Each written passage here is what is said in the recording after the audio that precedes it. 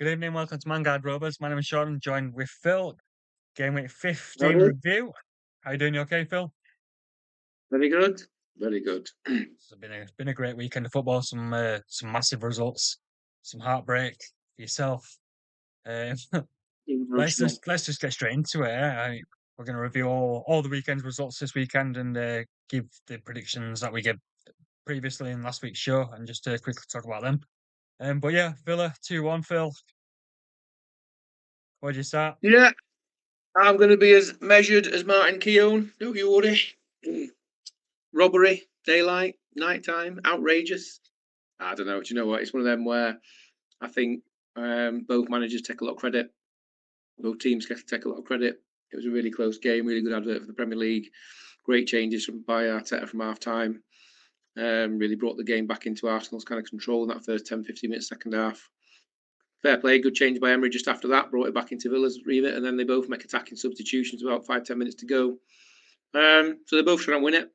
Obviously, when that happens, the game becomes quite open, doesn't it? And fundamentally, the only thing between the two teams is a 95th minute goal mouth scramble in a game that was, according to the referee, meant to finish in the 94th minute. So it's one of them, you got to just take it on the chin, haven't you? It's been, it's I say we're not lost in. I was saying so. We're not lost in September, have we? It's feels more painful when you're not used to losing. But it's one of them. Like I say, Villa are a really good side on a really good run. And 7 or 8 matches unbeaten now in all competitions. They're doing really well.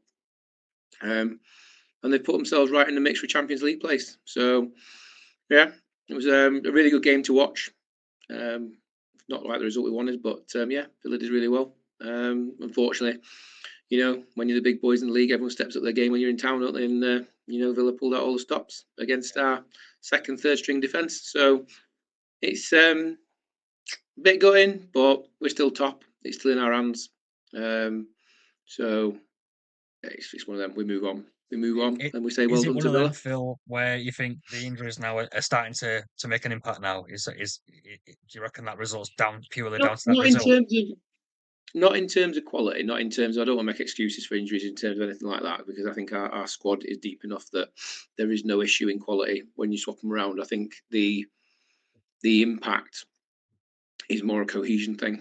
I think you've got that sort of telepathic knowledge of Saliba and Gabriel playing next to each other, and whilst individually player wise, your Timbers and Hincapié are equally as good defenders as Gabriel and Saliba. They just don't play next to each other every week, and therefore it's the cohesion that gets messed with, which then leads to creation of space. It's nothing to do with the quality of the defenders. It's nothing to do with.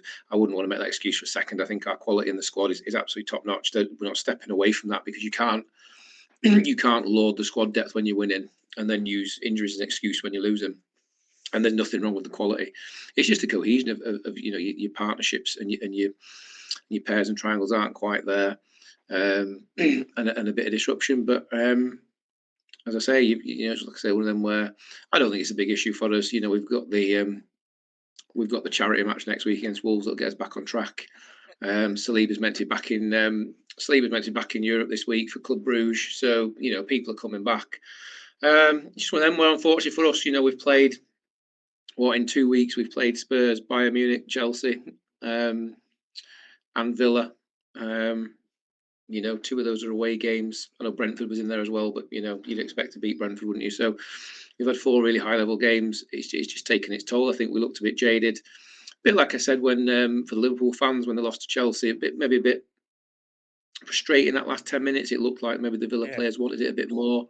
Obviously, Buendia cleared a point to prove when he came on in terms of back from injury and wanting to make his mark again. Like I say, you're gonna other than Arsenal, obviously no team in history goes to the league unbeaten, do they? So you've got to expect to lose a game here and there. If you're going to lose, you might as well lose to any Champions League contenders. So at least you've gone down to a good club. Our issue last season wasn't the matches against the good clubs; it was the matches against the mediocre clubs that we should have been beating, and we fixed that issue this season. So it's frustrating, but people will come back from injury. Other teams will lose to Aston Villa. Villa will drop points against other big teams. So it'll even itself out of the season. But fair play to Emery, fair play to Villa. They fought us all the way to the 95th minute, and they got the reward for it. So Yeah, job no, done for them. And for us, we just reset in Europe this week. Really? Yeah, to be fair to them, to be fair to both teams, it were a great end-to-end game. Like, Oh, it's fantastic. just every Yeah. time you looked, yeah, there was something going on. Real entertaining game. I mean, Nathan's sadly not with us tonight, but he put down a 1-1 draw, so he didn't back his own boys tonight. Uh, last week. Shame, No, really. It is no, obviously and I think that's it. That testament to how well Villa played. You know, even their own fans going into that match weren't confident. It was an interesting match, really, because I think, although I think I predicted 2-1, I don't think Arsenal fans were massively confident either. Because Villa Park away, say carrying a couple of injuries, was always going to be a really tough test for us. So I don't think either set of fans was particularly confident. And like I say, it's just one of them, isn't it? Like we all know, there is no better feeling in football. I mean, I had it at St James's Park this season, didn't I? Where there's no better feeling in football than winning it right at the death. But likewise, there's no bigger kick in the teeth, is there, than dropping the points right at the death. So we've had our highs at your place. We take our lows at Nathan's place. It's football, isn't it? I don't think it's symptomatic of a trend. I think it's just two really well coached teams, really skillful teams, really well drilled teams, and as I say, all that's in it at the end is a goal mouth scramble. The ball goes 6 inches the other way. It's 1-1, and everyone's lauding the fact you get out of Villa Park with a point. Well, Bournemouth nil, Chelsea nil. We all had Chelsea winning this 2-1, to be fair, so none of us scored on this one either. So nil plus so far. I don't know if you saw yeah, much of this game. it was really well done by Bournemouth. I think, to be fair, they're coming off the back of a really poor series of results. They've always had to pick themselves up and think, Chelsea coming down. Obviously, the Leeds Chelsea result will have given Bournemouth confidence to see teams take them down, and obviously Iriola is a really good coach, so he'll know that I've had all the tapes out from the Arsenal match as well to try and understand where Chelsea were pressing Arsenal and things like that. So they're a well drilled and well coached team. They had to get themselves up for the game, so that's really well done and full credit to them. Chelsea, I think just I said it. I think after the Arsenal match, with we were discussing all the hype and all what I described as nonsense. It is nonsense. Chelsea's a young team. Just no one's ever won or is ever going to win. Just to be clear, if Todd Bowley or the Man United farcical ownership are watching, no one wins the league with 11 kids. It just don't happen. You need some kind of experience in there to lead them to the title, and that's what I think Chelsea are showing this season, is that on their day, when they're up for it, when they're energised, they can smash anybody. They show that against PSG in the World Club Championship. Phenomenal skill. Um, but when they don't get themselves up for it, when they go in slightly too cocksure, when it's a boring match that they should just win, they struggle to grind out the result, and they show some of that naivety of youth, I think, um, and that lack of understanding as a team as game management and how to do it. And I think that was on show on Sunday, and we've talked a few times this season which Chelsea getting off the bus. Definitely a case of the wrong Chelsea got off the bus. They needed the workman like Chelsea to get off the bus to just grind out a goal here or there. And Bournemouth, if you're not on teams at the minute, like Crystal Palaces, who are just super well drilled, and if you don't bring your A game, you're gonna drop points against one of them somewhere, Yeah, and that's what Chelsea showed. And like I say, you look at it now, and you say we're 9-10 days away from talking about, are they going to challenge Arsenal for the title, and suddenly they're 9 points off the pace. Like, it's just ridiculous. Partly driven by the unbelievable Premier League season we're having, in that the league is so congested.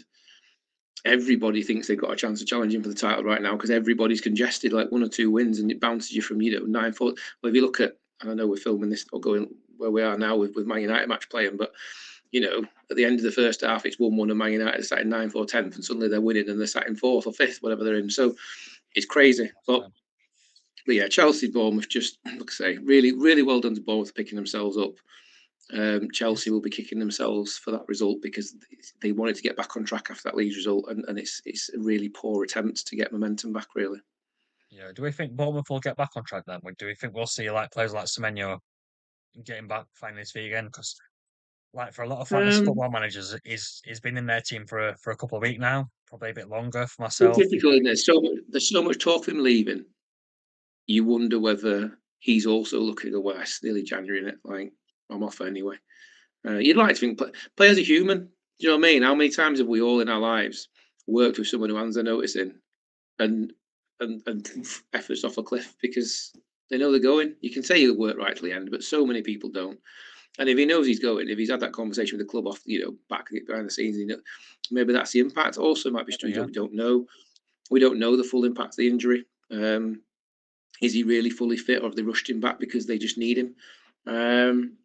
So it's difficult because again, they've so many other when they look good, they look good, Yeah. and when they don't, when they're not, they're. I go back to the similar to Palace, isn't it? That they're really well drilled but lacking spark, and I think that sometimes, well, that's the difference between holding them back from being a solid mid-table Premiership club to trying to crack into that top echelon where they have got that Yeah. little spark of magic and a little bit of connection. So I don't know. I think Bournemouth are probably, again, if you listed the teams in your head as to where you think they'd finish in the Premier League, Bournemouth are probably pretty much where they should be, eighth, Mm. between eighth and 11th, and looking quite comfortable in that little sort of midsection table. But you can't see them bouncing a great deal higher because you list the teams you immediately think off the top of your head are going to consistently do better than over 38 games, and there's more than six of them. So you know, um, they'll be fine, but they're roughly whereabouts they should be, really. I Yeah. think. Yeah, to be fair. I mean, yeah, it'd be interesting to see if they do start firing again, though, when they start again. Because they've been shy for goals the last couple of weeks. So it'll be interesting. Interesting. Everton 3, Forest nil. We had Nathan had it one apiece. You had 1-0 to Forest, and I had it two apiece. Everton were just good. Didn't see it coming. Dewsbury all Didn't see it quality. coming. And if you're an Everton fan right now, you must be flipping having your blue shirt on and strutting around Liverpool like about as many miles as you can possibly get on your pedometer. To be fair, because they'll be lauding it, won't they? I don't know how long it's been since Everton was so many places above Liverpool in the Premier League, but it's got to be a lot of years. It's been a while now. Um, didn't see it coming. And Dyche teams aren't that leaky, and he looked like he was. Or he looks like he's getting them back on track. And I know we talked last week about the road, the overarching road up will have bumps along it, but definitely a bump for Forest, and they just didn't look like themselves. You know, and Everton were on form. Again, Moyes has got them really well drilled defensively, and that showed clearly. Shut Forest out quite comfortably. And the thing for Everton, their issue this season has been consistency of scoring goals, consistency of attack. Their two front men look appalling, Yeah, but Dewsbury Hall and Grealish really, and the trouble for them, and you'll know, we all know it from fantasy football. You can have midfielders who score worldies or score great goals, but the reason they're midfielders and not strikers is because they don't do it every single week. exactly. Yeah. And that's Everton's issue when those two click, and that attack with Njai as well.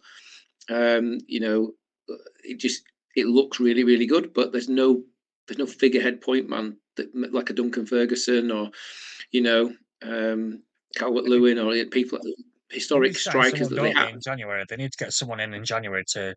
If they had a striker who could finish, then I think you'd see a decent leap forward from Everton because they're one of those teams at the minute that are great until about 5-10 yards short of the 18-yard box, and then it all falls apart because there's no target to finish with. So if they can fix that in January, they could do great things. If they don't fix it in January, well, they're going to be fine because I think we said at the start of the season, Moyes is too good a manager to like. He's going to do exactly what he did at West Ham, and West Ham are going to spend quite a lot of time. I think Lonnie, they're looking at Everton going flipping heck. We had that and we chucked it away. And if they don't, then they flipping should because their fans just yeah crazy. Do But yeah, fantastic. It you reckon Everton looked can good. push Forest for? just back to the drawing board. Yeah, yeah, a bit poor. Forest just don't seem to find their feet at all, do they? Just can't seem to get going at all. It's like the whole squad's been just slightly well disrupted since the change. It's been a crazy few months for them, hasn't it? And if you think about the level of change, if you think about again for anybody watching, the level of change in your own workplaces, if you lose, 4 or 5 key people and you lose key managers and you're not quite sure what the bosses are doing in the top and what they're thinking, and it just throws you out, doesn't it? And it does mess with your head. But they're on the right track and they will be fine. It was a surprising result. I don't think there'll be many more spikes. I think Dyche will have had words. I can't see, he would be very keen for that to be repeated as a performance. No, no, a bit poor. They just look flat. Everton were good. Dewsbury Hall. If you got him in your fantasy team this weekend, scored you some nice points. So as did Grealish, to be fair. Um, yeah. Man City 3-0. Phil, you were confident they'd beat Sunderland. You had 3-1, Sunderland didn't score. Um, Nathan had 2-0, and I went for a rogue 2-1 Sunderland, so no points for me. Yes, No there was support for some the good North East fights. there. But yeah, did you see much of the game? Foden looked like he was playing well again.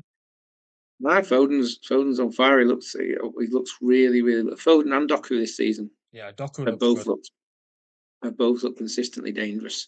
Foden back to his best, and Doku looks like he's actually finally found his feet in the Premier League.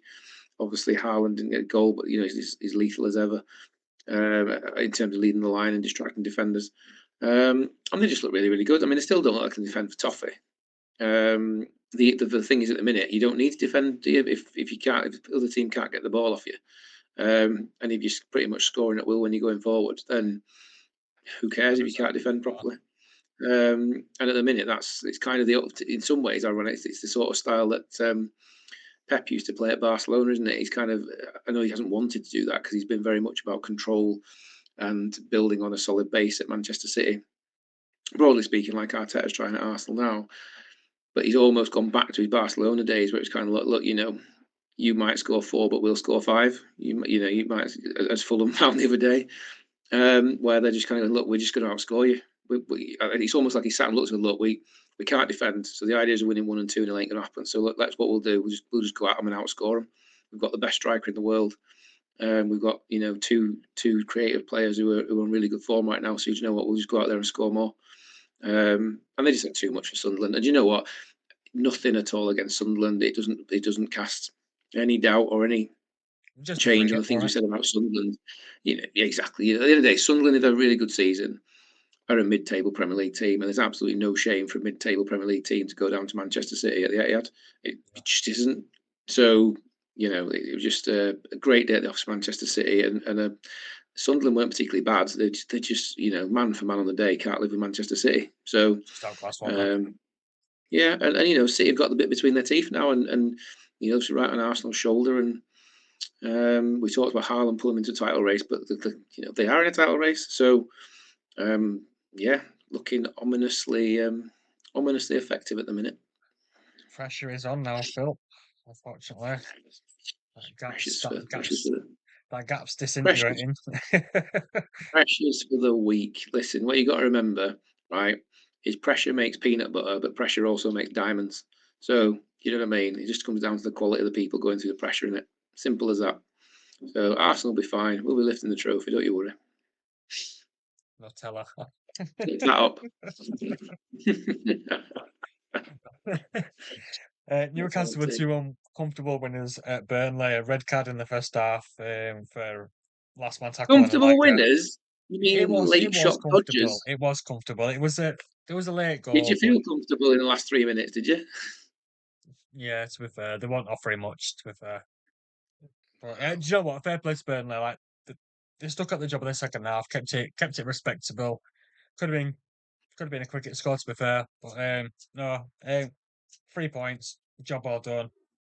Managed to take the gas off the foot off the gas and just let the players just ride out a comfortable afternoon. To be fair, and we've got Champions League this week, and then obviously another game this weekend. So just a nice little the second half. It was just like a training match. To be fair, just passing about. And Burnley are Burnley are in Burnley look trouble. like they've lost their teams have figured them out.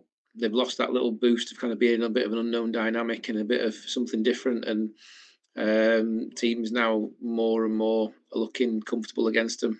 And they're showing the inexperience of that kind of step up them from the championship where you can maybe put in a good 70, 80 minutes and probably win the match comfortably to the Premier League where Yeah, you put in 70, 80 good minutes and you find yourself on the wrong end of a losing result. So um, they've got real problems. I'm not sure whether he's going to get a lot of backing in January to do anything.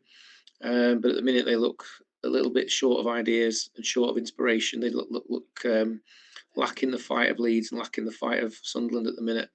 Um, and it's starting more and more week on week to look problematic for them. But for your boys, back to back good results on the weekends, and it's Gordon were back to his best. New, He had a really good Newcastle. game. Newcastle need what Newcastle are lacking right now is they need that string of results. They need that string of results going to drag them up the table.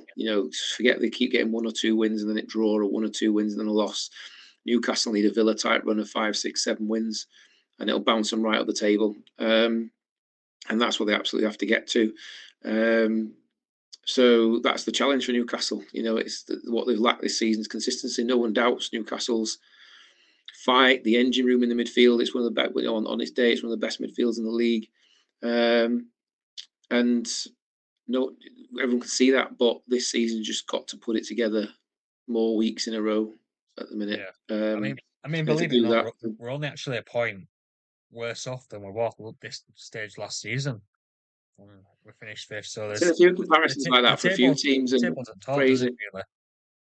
Really? But It's really good in that, as much as we say it's a crazy season, and everyone moans bangs about consistency and this, but we'd all fucking hate it if there was a consistent team right now that was 10 points top. I mean, maybe not if it was yeah, Arsenal, might be happy absolutely. Of about that, course but we would. Yeah. within reason, we'd all be moaning about the fact the Premier League's boring. So we've got a really exciting league this year, and do you know what it actually says? And I wish people would focus more on the positives in life than the negatives, right? So it's all easy to go, oh, this team's not consistent, that team's not blah blah. How about we focus on the positive, which is we always say we've got the most competitive, and I might not be the best, but we've got the most competitive league in the world. Bottom can beat top, and you're not that shocked. Well, maybe this year Wolves would be shocked, but um, within reason, we laud having the most competitive league in the world, and then we act shocked when like 14th beats 7th. It's fucking nuts. Like, if you want a competitive league, you've got to accept the fact that anybody can beat anybody, and revel in that fact and go, look, we want the most competitive league. We don't want foregone conclusions. We want to see different results. And I think that the Premiership this season being so close, and so many teams beating so many teams that they should beat, sorry, losing teams they should beat. So we want a competitive league. We don't want to see. I don't know about you, but I don't watch Italian football, French football, Spanish football because it's fucking pointless. The top two teams win all their games until they play each other, and the whole season comes down to, does Madrid beat Barcelona? Does Milan? I don't know if it's slightly out now, but does Milan beat Juventus? Does PSG beat? I don't even know who the fuck they compete with in France. To be fair, their own Football fans Italia probably. back on Channel Right. 4 back in day were peak, Phil. But Well, that was back you in the don't day. watch it because you don't watch it. It's dull, innit? Like Spanish football, you wouldn't tune in for. We might occasionally tune in for El Clasico. We don't tune in for anything else because every other game's a foregone conclusion, and it's utterly boring. So we don't want that in the Premier League, and therefore we can't then complain when we have crazy results. We've got to love it, and we've got to revel in it, and we've got to enjoy it. So that's my take on it. It has been Positivity, people. That's what we it's need. been, I mean, it has been a crazy week of results with them. We'll come on to the big one in a bit, but Spurs, Phil, you love it when Spurs win. You do 2-0 at Brentford. Um, you had Brentford 2-1. Phil had well, we all had 2-1 for Brentford. Didn't happen Of though, course did we it? did. Even when they win, they let you down. Fucking Spurs, honestly, everything they do is just wrong. It's as simple as that. Let's not go any further into it. Say what I say every week. Love Thomas Frank. Very happy for Thomas Frank. About time Javi Simons remembered he's actually a footballer and not a fucking traffic cone stood on the pitch doing shit all. He actually finally looked like he might actually know how to kick a ball. Um, and fair play, they made it look easy. Do you know, whether that's because Thomas Frank fired him up about playing his old team, or whether he just knows his old team inside out and had more insider information. But they made it look easy, which is a very unspurs thing to do. And yeah, they coasted it really.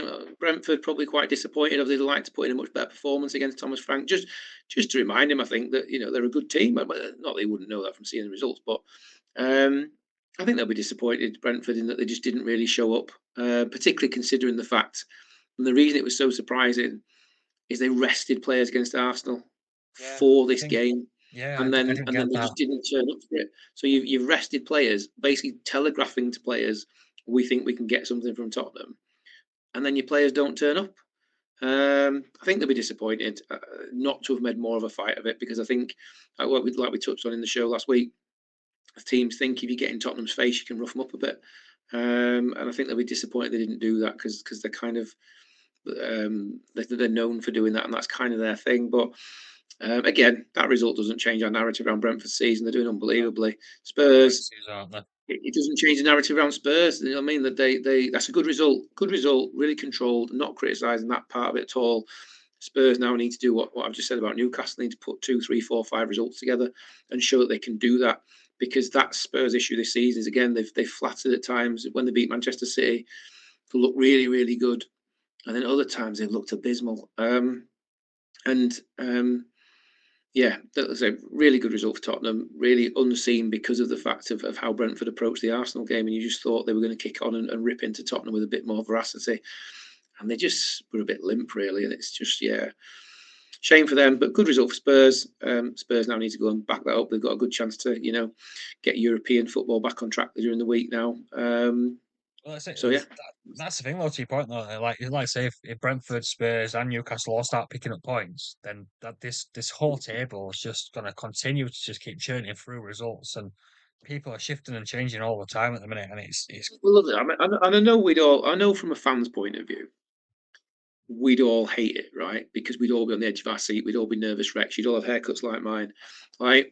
But if the table was this close in April, it'd be fucking amazing it would, to have a wouldn't it? proper title race, a proper Champions League race, a proper European race, and know that about 15, 16 teams in the Premier League were still competing for those 7 spots. That'd be amazing. I don't think it'll happen. I do think when AFCON happens and kind of you get through that really difficult grind of like, well, now December, January, early February, I think the pack might start to separate a bit. Um, but fucking love it from a neutral point of view. If that was what it looked like in April, it'd be amazing. And Just I know I'm swearing too much, so I apologise, people, if you're watching under 18. right, but But it yeah, would be great to see them in April.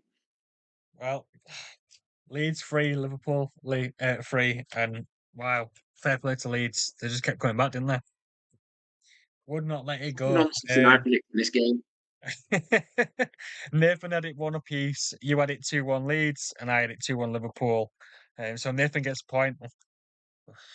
But what? No, Yeah, I mean, fair play to Farker, fair play to Leeds. They've been under some mental I pressure in the think last couple of weeks, so it's just absolutely crazy game. Do you know what I mean? yeah, And I think we said in the previous show, Leeds had to go into that match with unbelievable confidence after what they did against Manchester City and Chelsea. And they effectively rinsed and repeated. They never gave up. Farker obviously gave them clearly the first part, second half team talk didn't work, but they never gave up. They carried on fighting. They knew, like we said, if they used the atmosphere they got in Liverpool's face, that would be a mentality issue for Liverpool.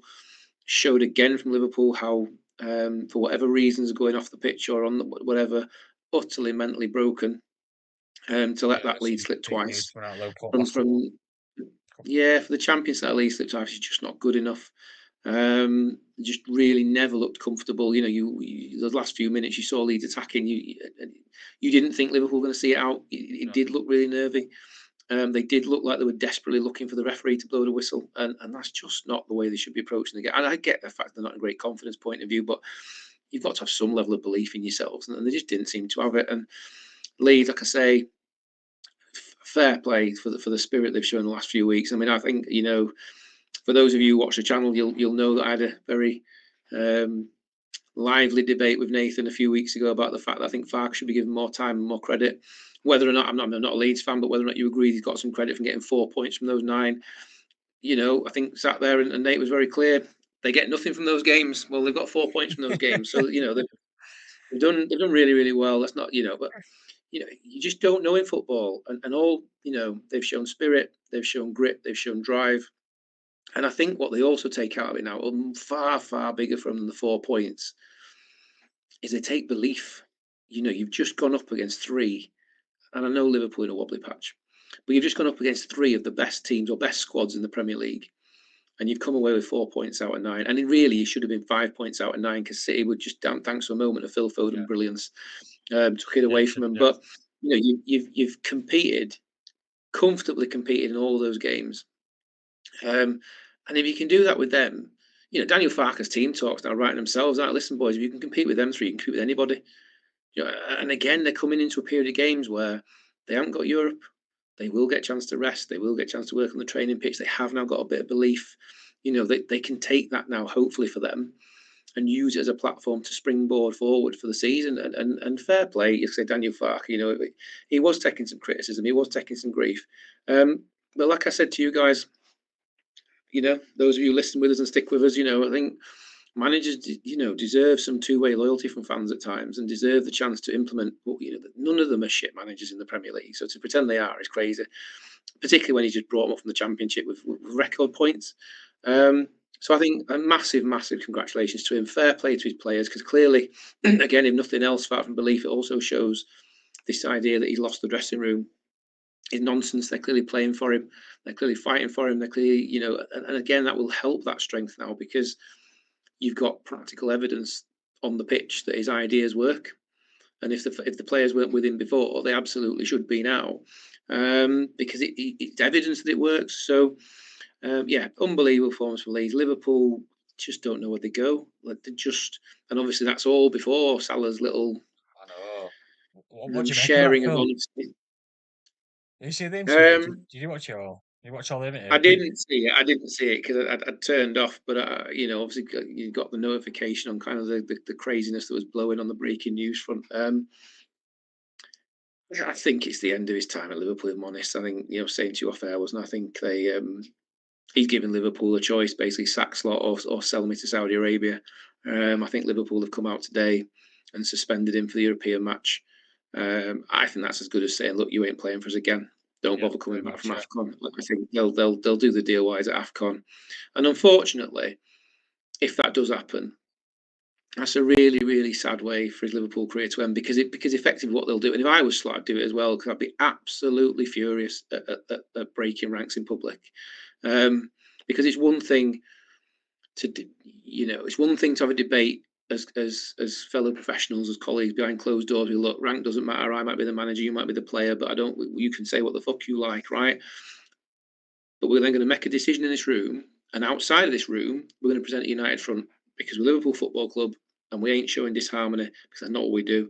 So for him to go and do that, if I was Slot, I'd be absolutely raging. And fair play, I think he held his emotions well in the press conferences today. But I think what will happen is, unfortunately for Salah, I think you might find he gets ushered out the back door. I think in a David De Gea kind of, you're not even going to get a goodbye kind of thing, because if they do the deal while he's in while he's in Afcon. Yeah. If I was Slot, I'm saying, look, don't even bother coming back. You're not getting a goodbye game. You're not coming to Anfield. You're not getting to harass the fans. We're not doing it. Just leave. Go. You sold. Very much like Man United did to De Gea. And I just think that'll be a dreadfully, dreadfully sad way for the Premier League to say goodbye to Mo Salah, as well as for Liverpool fans to say goodbye. Because I don't think if I was Slot, I wouldn't give him the chance to say goodbye. I said, you tried to shaft me. So I don't care about your legacy. You're gone. And I think by Liverpool backing, it would appear, Liverpool are backing Slot in terms of if they've gone with the suspension for the European match. And I don't think that gives Salah anywhere to go. The problem when you give someone an ultimatum, you always run the risk they choose the one you don't want. You can't live your life by ultimatums. It's just crazy. So, unfortunately for him, he's taken a gamble. I don't think it's worked. Again, you listen to what the majority of Liverpool fans are saying at the minute, and at absolute best, they're split 50-50 on whether or not they support him. And this is while Slot's probably at his lowest popularity ever. So, even then, they're not coming out in droves supporting No. Salah. Because I don't think they like people don't tend to appreciate disloyalty. Look at for everything he did for you. Look at how Newcastle fans feel about Isak. No one's wishing him well. No one's hoping he does well at Liverpool. No one's hoping that, in 4 or 5 years' time, we'll welcome you back as part of the Carabao Cup winning squad. He's never going back to Newcastle. People don't like disloyalty, and it cuts deep, particularly from, you've got certain areas of the country. I know Liverpool fans are always a bit grating with special fans and all that shit, but they're from a part of the country where loyalty is everything. Your word means everything. Your actions mean that is taken as gospel if you give your word. And I think to see that the club being undermined so publicly is something that will cut deep with a lot of Liverpool fans, where Liverpool pride themselves on unity and we are Liverpool against everybody else. So yeah, I Especially think it's when the they've end of just Mo done the whole Salah. Trent thing as well, not too long ago, where so Yeah, and I think it's the end, but I don't think Salah cares. And what I mean by that is, I do think he's been hugely affected by Jota's death. They were very close. And I think he might be. But do you know what? It's not the same now. We've all been in places like that. Maybe not necessarily, colleagues passing away, but someone leaves a place you work and suddenly it just doesn't feel like the same place it was before. It doesn't feel as homely. It doesn't feel. And I think he's kind of like, do you know what? There's a lot of cash offer in Saudi. It's nice and warm. It's close to where my family are in Egypt. Um, do you know what? What am I still doing here? Why do I want to go and get rained on in bloody, some shitty corner of England on a Tuesday night in the Carabao Cup when I could be sat sunning myself on a beach in Saudi getting paid 3 times as much cash? And I think that's probably the end of it for him. But if that's correct, it's a really sad way for it to happen. Obviously, who the hell knows? Liverpool might drop a few points in the next couple of games. Slot might get sacked, and Salah might come back to a hero's welcome from Afcon to who knows at the minute. Gerrard or Klopp being back. There's all sorts of crazy rumours, isn't there? But I think the probability is that Mo Salah's done in the Premier League, and I don't think there's a great deal of tears to be shed between Slot and Salah off the back of that. And I just think it's sad, really. But whatever it is, it can't become the Mo Salah show. Liverpool have got a massive task on their hands to get their season back on track. And Oh yeah, currently, yeah. there's nothing suggesting for 1 minute that they'll get their season back on track. So a long way back for Liverpool. Spin it back to Leeds. Phenomenal couple of weeks for Leeds. Absolutely phenomenal. They've done themselves really proud. Um, and I think reminded a fair few people of what Leeds United are all about. And there won't be many teams looking forward to travelling to Ellen Road after the last couple of weeks. So, yeah, fantastic game of football. Again, another wonderful advert for the Premier League. Yeah, great game. And lots of stories off the back of it that'll keep us entertained for a while. Yeah, I would imagine. Shout out to Reese, one of our regular watchers. Must be absolutely ecstatic after that. It's been a great week for you, and hope you're chuffed, because I would be. We had Brighton 1, West Ham 1. 4 points I scored on this one, finally. First 4-pointer. Phil, you had it 2-1 Brighton. Nathan, you had us at 2-1 also. Um, Good game, to be fair. It Yeah, went all right. Nuno doing what Nuno does, and he's made them hard to beat. He's given them fight. He's given them belief. Brighton, we said it could go any which way because Brighton, the one thing they do right now is create shitloads of chances whether they win or lose. And certainly in the majority of their games at the moment, whether they win or lose just comes down to whether or not they actually take their chances. They didn't take enough of them. West Ham absolutely solid, kept on fighting, got the goal they deserved. Yeah, no, it's another. To be fair, Sunday needed the 2 games we had on Sunday really Yeah, because you looked at the lineup for the Sunday games and you're like, oh my gosh, this is awful. When you look at the lineup from Saturday, took for June, don't but no, it they? was a really, good game. Yeah, fair play to the 2 teams. They put on a really good show. I think Brighton will be disappointed they didn't get the 1 or 2 more. But West Ham have got to be happy, haven't they? Because they are still in the process of rebuilding their season, and they do look like a completely different outfit under Nuno. And again, it'd be interesting to see whether he gets any support in January to help just boost that rebuild forward a bit, or whether he just have to make do for the season and the owners take a bit of a rain check, a bit of a sense check at the end of it as to whether or not where they go for next season really. But really good game, really good game. But I mean, it was a 1-1, so there's only so much I'm going to say about it. That's Yeah, phenomenal. I'm just glad Welbeck didn't score because a few people that had changed and put Welbeck into the fantasy football teams, and I was like, oh God, please don't score. And he had a few chances, but luckily he didn't. 'Cause the league's been blown wide open now. I don't know if you've checked the league also, but it's pretty I close have now. seen the league. I have seen the league. Yeah. There's a bit of a. Unfortunately, I'm on the wrong end of a developing gap between the front runners, but no, I had Welbeck on the bench to be fair, so I wasn't massively. He'd been in my team for a while though. I'm not a chopper changer. Another good game on Sunday were obviously Fulham at home to Palace. Palace won 2-1 in the end, but man, there were some good goals in this game. I don't know if did you see Harry Wilson's goal? I didn't see the Oh, goals. I've not wow. seen the goals. Goal of the season. Really? What better than his goal from the other week when he killed it in from touchline? Just basically Mm. one touch pass in, nice little intricate triangle, outside left of his boot, killed it out, top corner. Absolute beautiful goal. You mean he sliced it? No, he didn't slice it. He didn't slice it. Didn't slice it. But yeah, no, No, it were a great goal.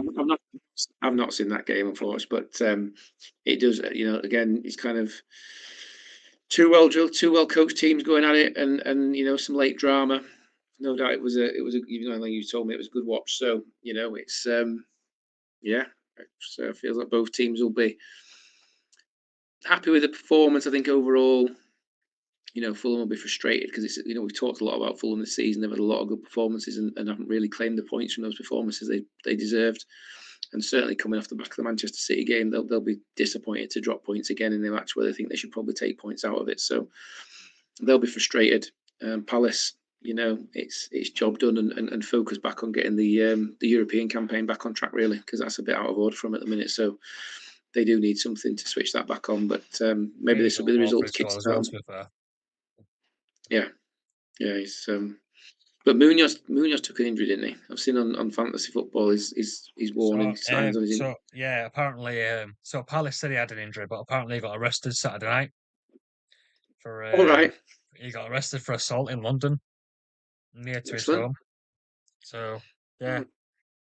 so Well, that's don't why he worry. was. I'm sure with Mr. Khan's approach to justice, he'll get off as long as he's a Labour voter. Don't you worry. But we won't do politics here. That's a whole different ball game. Cut that one out. Crap. Oh, dear. But yeah, to be fair, yeah, it were again. It were another good game. It went end to end. Palace won in the end. Nathan got 4 points on this one. He had Palace to win 2-1. Um, Phil, you had Palace to win 2-0. Unlucky. Um, and yeah, and we've got Wolves and Man United that's just finished. So it must be over now. Man United must have won that. They were winning comfortably when I saw it last. Or 3-1 last time I saw. That's why I saw it was as well. But so it didn't look like Wolves had a great deal of hope of getting back into it. And No, 4-1 in the end. 4-1. 4-1. Yeah. So Yeah. it's a little bit of a scare for United going into half time, but Wolves just. I know you laugh every time I call it a charity game, but if you've watched Wolves play for more than 5 minutes, you'll understand the truth of that statement. It's just absolute shite. There's absolutely I nothing. had a bit of faith in Wolves. I put Wolves down to win 1-0. But we won't talk about that. Because you're crazy. You're crazy. So you mean You you just can't even thought, pick? you can't. You can't. You can't even pick the best team in the northeast. So what chance you got out of a choice of two? You picked the wrong one. So like, what hope have you got out of a choice of 20? Oh, So I think I might be. Well, we'll see when the scores have been worked out in a minute. But we are really close in terms of the predictions. But yeah, I mean, like I say, nothing. Man United weren't good. Their passing got better in the second half, and we saw the start of the second half before we came on here. Their passing looked better. It looks like a wonderful pass from Fernandez from Mount's goal. Really well picked out. Um, Again, they're another team that just can't do it for 90 minutes, but Wolves made it far too easy from the second half. And I get the fact Rob Edwards wants to try and play football and wants to try and play. But Rob Edwards is showing the same naivety that was shown ridiculously by Ipswich and by all the other teams that went down last season. Get your head on. You got the goal in a match where you're playing like shit again. Defend it. And they just couldn't, they didn't even look close to defending it. I mean, to be torn apart by Man United, this Man United, it's just embarrassing. And torn apart easily by this Man United team as well. So no, Wolves absolutely toothless again, and it is going to be one hell of a long season for Wolves fans. If you're a Wolves fan, I'd maybe just go abroad for 6 months, come back later. Yeah, I mean, to be fair, Um, there was a bit of a protest by Wolves fans tonight, wasn't there, where they didn't enter the stadium till after 15 minutes. what's the point So in that? yeah, If I'm the sit in, owner, just sit in. why do I give a shit? But you've bought your ticket anyway. I couldn't give a shit. Once you, if 40,000 of you buy tickets and then stay home, I don't give a shit. Thanks very much. You still bought your ticket. I've still got my money. Like, what stupid protest? Just ridiculous. Absolutely pointless. And then they come in and they clap the team off at half time. And I get they might have booed them off at the end of the match. But what a ridiculously pointless protest, right? Regardless of the fact that I don't agree in the protest anyway, because it's the owner's club, not yours. If you wanted it, you should have bought it, right? It is my take on life in football clubs. I know people might not all share that, but you know what? Tough. That's reality, right? But if you want to protest, right, the best way to protest, for those who haven't heard it, not that I'm an anarchist, right? Don't leave the ground after full time. That's the way to protest, It because that hurts your club. actually hits them. That actually hits them because you can cheer you can cheer the players off, you can support the team, you can show your love for all that shit, and then the club have to carry on paying the stewards. They have to keep the lights on. They have to keep providing toilets, courtesy of the ridiculous laws in this country where you can't be removed by force. So just stay in your seat and don't leave. Don't be an idiot and stand outside the ground. No one gives a shit. Sky don't follow that. Imagine Sky would actually have to cover your protest if you didn't leave the ground, because all those wonderful cutaways they do at the end when they show the empty stadium, they won't be able to do it because you'd still be there. No, what did Sky do? Censored your protest anyway. None of us saw it. Nobody cared. Um, Next time, stay in the ground, all of you. That'll work. It's a But valid point, isn't it? even then, you know what we were? You're showing more fight than your team on the pitch. Team on the pitch, they're already playing the championship. They're done. They're gone. They're finished. So awful. Wolves awful. Man United. Well, like I say, they got the charity game. There's nothing positive to take from that particular. They No, did what they needed to do, but it is a charity match. I think what was the? I mean, yes. I mean, the only point I can enjoy making out of that is again still that only two teams have been bad enough to drop points to Wolves, and Spurs are one of them. But just have, aside from that, just have to get them in, don't you, aside from, Phil? aside from that, um, pointless, absolutely pointless. Wolves might as well just give the other teams 3 points and not bother coming and spend the time on the training ground to get ready for next year. Just awful, awful. But like I say, fair play. Um, Fernandez looked good. Fernandez played well, but we can all look good playing in the park against Against 3-year-olds. Wolves. It's not quality like measure of your skill, is it? So, um, yeah, Wolves just need to get through this season and prepare to be in the Championship. Man United, do you know what? Enjoy being fifth, and then do what you need to do to back it up, because there's the Europe's back this week, so Man United get to claw when their advantage games back next weekend Get when they've time had the rest, week don't they? off. Although they lose, they lose Buemo and Ahmad now to the AFCON. I think they're Yeah, losing next weekend. And someone else as well, Mazraoui, is it? that's So I mean, how it is. Yeah, if it is, if that is what it is, I don't know if you saw Man United's lineup at the start of this game, but that's their entire right flank gone. So he played Mbuemo, Ahmad, Mazraoui. So if they're all going to AFCON, that's quite a big problem, because that's the entire right side of the team gone. um, but no, Man United did the job. That's all they needed to do. It's not anywhere near a measure of whether Amorim's got himself sorted out, or the Man United are going to be any good this season, because Wolves are horrific. So yeah. It's not it just not really closes. going to It be. just closes off the weekend with some goals, but it doesn't tell us anything that we didn't know about either team already. So yeah, No, 2 points clear then. Arsenal now. It's getting tighter at the top again. Villa now on 30 points. Man United, Man City 31 behind you. Palace up to fourth. yeah. You know what? I think judge it after 18 games and everyone's played everyone. I would say, because I hear a lot, and I was listening to DR Sports today, and you know, um, Arsenal for winnable games.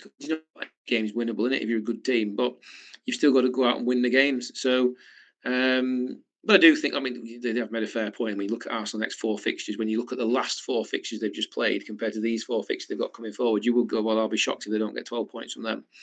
Losing next four. And I haven't looked. Oh crikey! I knew you were going to put me on the spot and ask me that. Come on, Wolves. So that's the charity game. Um, I can't remember what they went through now, to be fair, but they're all winnable basically until we play Wolves, Villa again. Everton, We play Villa, Palace, Brighton. yeah. So It's a nice run of games. we're we're, we're okay until we face Villa at the end of December, and then anything could happen in that game, couldn't it? So although it is at our place rather than their place, so um, like anything, we're such a clickbait community now in football, where every game's got to mean something, every result's got to dramatically affect something, and sometimes it just needs time. The best time to measure how everyone is after 18 games and everyone's played everyone, because at the minute everyone's still looking, going, right, well, you're there, but you've not played them or them yet, and you're there, but you've not played that and that. And we talk a lot of them about Arsenal. They've been away to Newcastle, away to Chelsea, away to Villa, away to Liverpool. That's a lot of that. That's very away to Man United. That's five really. So again, you look, you go, well, we've still got to play all those teams again. That's a minute, but we've got to play them all at home. So we've got the hardest part. So you say 2 points. I think we've had a really, really hard first few months of the season. And you told me in August that after coming through, when I look, we were all, well, we as Arsenal fans, we're all worried about the first 5 games. Really, what was the horror start to the season. Maybe you told me it's that 2 points clear in December, having come through all of that. Of course, I had a snapshot of, because at the end of the day, You can make all the narrative noise you like. Fundamentally, it's in your hands.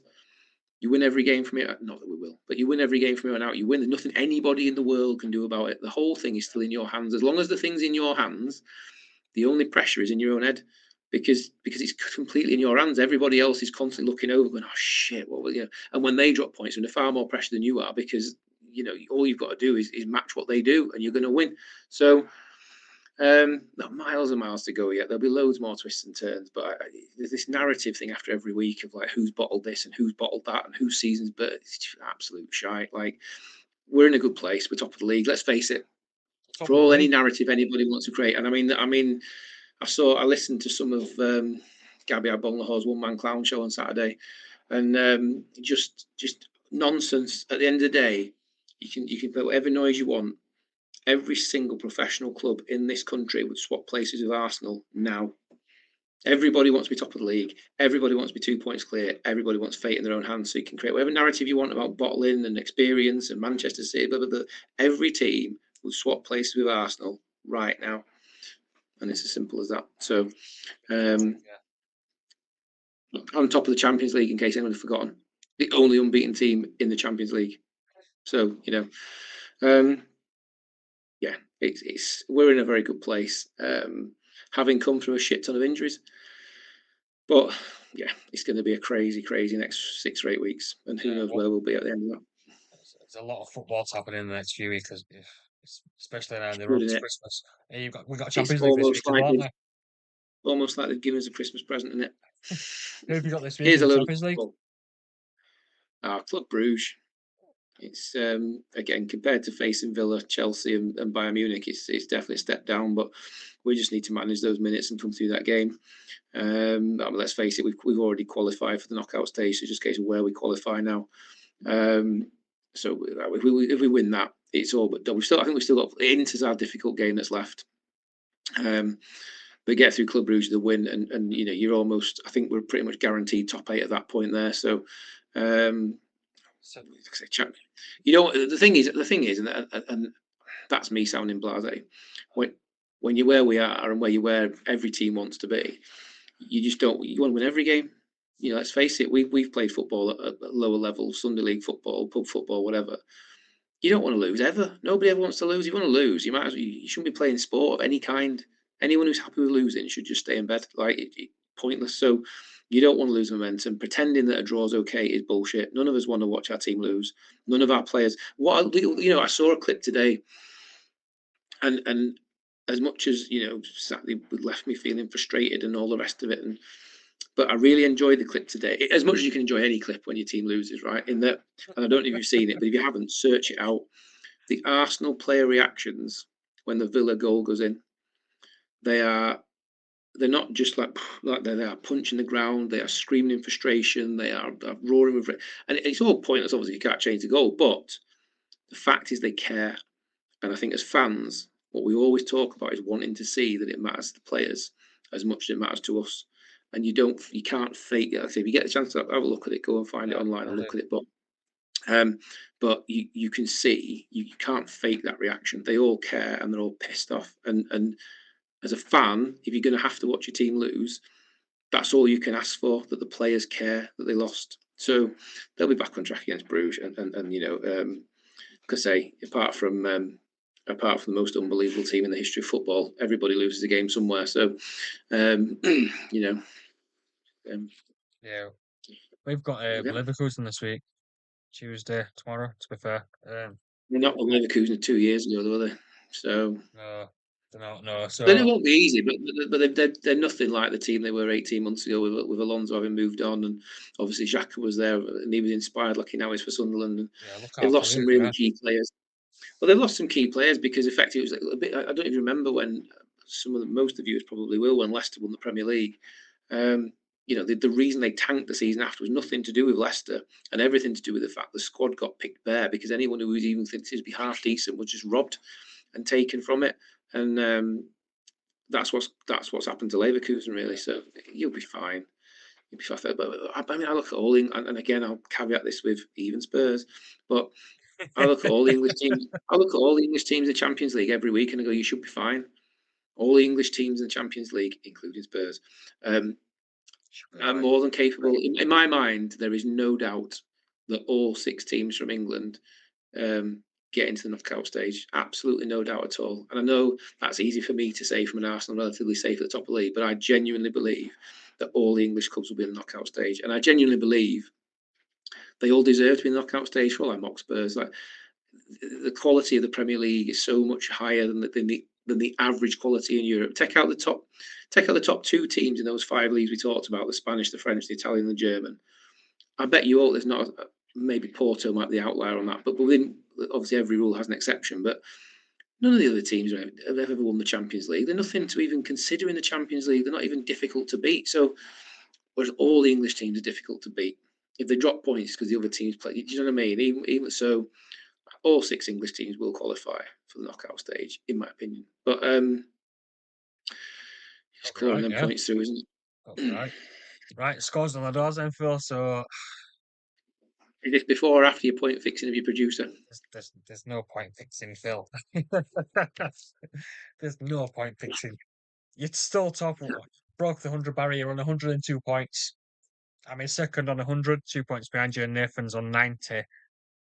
Obviously, Nathan missed a game week though. But yeah, just like Arsenal, 2 points top, 2 points clear. All in my own hands, yeah. All going to this weekend. It's all in your own hands, Phil. But yeah, I think that's pretty much us covered for what happened this weekend, and we're going to move on to game week 16. Um, so guys, if you've been watching, and I know Reese has been watching, so thanks again for getting involved. So guys, make sure you like, subscribe, hit that bell so that next time we upload anything or go live, you know about it. It's notifying you. Phil, great show. Thanks for joining, and Was good. can't wait for the next one. I hope thanks for watching, guys, and hope you have a nice evening. Cheers, Phil. Great, folks. Have a good one. Cheers, guys. Thank you.